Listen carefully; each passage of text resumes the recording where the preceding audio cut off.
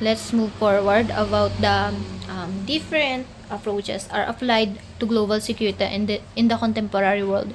So, nandito yung iba't ibang paraan kung paano ang ginagawa ng isang global security pagdating sa panahon ngayon. So, meron kasi tayong tinatawag na diplomacy and international cooperation. Ito yung mga bansa na nakikipag-usap at nakikipagtulungan sa isa't isa upang mapanatili ang kapayapaan at maiwasan ang mga digmaan. Ang halimbawa po nito ay yung tinatawag na Treaty of the Non-Proliferation of Nuclear Weapons. So, ito ay napatupad pa noong panahon ng Cold War na ipinaliwanag ko noon kanina. Pinaliwanag ko na kanina na ibig sabihin po nito ay yung batas nito ay ipinagbabawal yung iba't ibang armas mula sa lupa, tubig at saka sa kalawakan yung may mga banta ng nuclear weapons. So, sa military alliances naman is, ito yung mga bansa na nagbubuo ng mga alyansa para maprotektahan ang kanilang seguridad laban sa mga panlabas na banta o panganib. So, ang halimbawa naman nito ay yung NATO o yung North Atlantic Treaty Organization na kung sino man bansa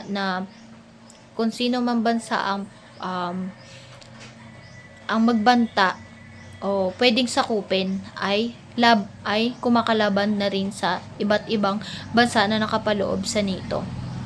So yun yung military alliances para maprotektahan nila ang kanilang bansa. So ito naman may kasunod is cybersecurity.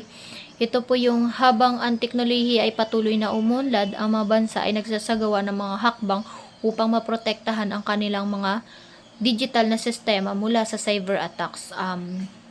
Halimbawa po nito ay yung mga pambansang ahensya tulad ng Cybersecurity Infrastructure Security Agency na naglalayo na protektahan kung ano man at sino man yung pinagmumulan ng ang mga hindi nakakatuwang nangyayari pagdating sa social media o sa digital social media. So, yun, layo nila na protektahan ang seguridad pagdating sa social media or digital. May tinatawag din tayong humanitarian interventions kung ang isang bansa ay nahaharap sa malupit na sitwasyon tulad ng digmaan o paglabag sa karapatang pantao. Ang ibang mga bansa o international na organisasyon tulad ng United Nation ay maaaring maglunsad ng mga misyon upang magbigay ng tulong at protektahan ang mga sibilyan. So ayun, hindi lang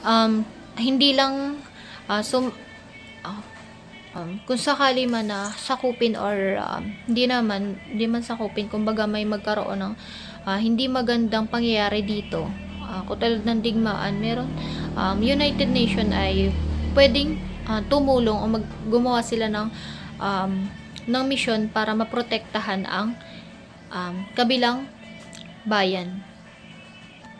So, ang climate security naman, ito yung ang pagbabago ng klima ay isang lumalalang banta sa global security. Ang mga bansa ay nagtutulungan upang labanan ang epekto ng climate change tulad ng mga hakbang na ginagawa sa COP Summit.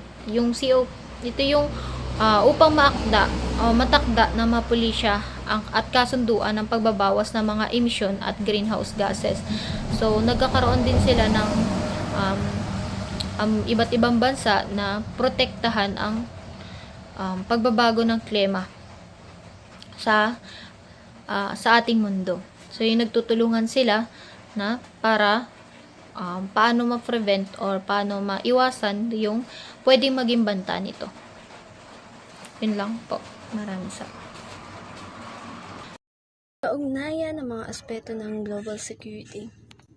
Military security and economic security.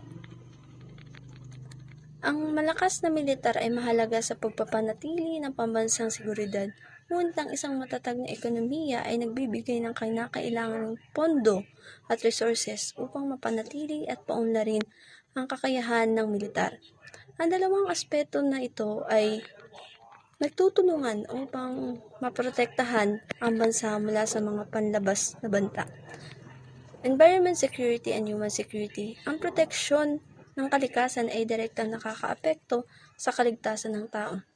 Halimbawa, ang mga kalamidad at polusyon ay maaaring magdulot ng panganib sa kalusugan at kabuhayan ng mga tao. Kaya't ang pangangalaga sa kalikasan ay mahalaga upang matiyak ang kapakanan ng bawat isa. Seguridad sa kalusugan at seguridad sa pagkain. Ang mga krisis sa kalusugan tulad ng pandemya ay may direktang epekto sa kaligtasan ng pagkain. Kung ang mga tao ay magkakasakit o hindi makakapagtanim at makakapag-ani, magkakaroon ng kakulangan sa pagkain. Kaya't ang pagsiguro ng kalusugan at sapat na supply ng pagkain ay nagtutulungan upang mapanatili ang seguridad ng isang bansa. State actors seek to provide by collective action in response to global threats. Ito yung sistema kung saan nagtutulungan ng iba't ibang bansa in terms of security at ekonomiya para mas mapalawak ang seguridad ng bawat bansang kasapi. Ang layunin ng organisasyong ito ay para lutasin ang pandaigdigang hamon sa bawat bansa, tulad ng pag-aagaw sa teritoryo gaya ng Pilipinas at China. Sa madaling salita, ang global security governance ay ang pamamahala sa mga Asian seguridad na hindi kayang solusyonan ng isang bansa lamang kundi kinakailangan ng pagtutulungan ng mga international sector para mapanatili ang kapayapaan at kaayusan sa buong mundo.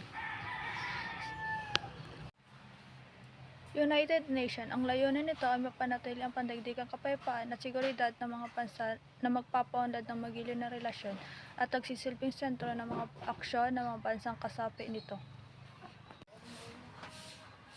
North Atlantic Treaty Organization, ang layunin nito ay protektahan ang kalayaan at seguridad ng mga miyembro nito sa pamamagitan ng politikal at militar na paraan. Ang halimbawa nito ay ang Operation Ocean Shield noong 2009 to 2016.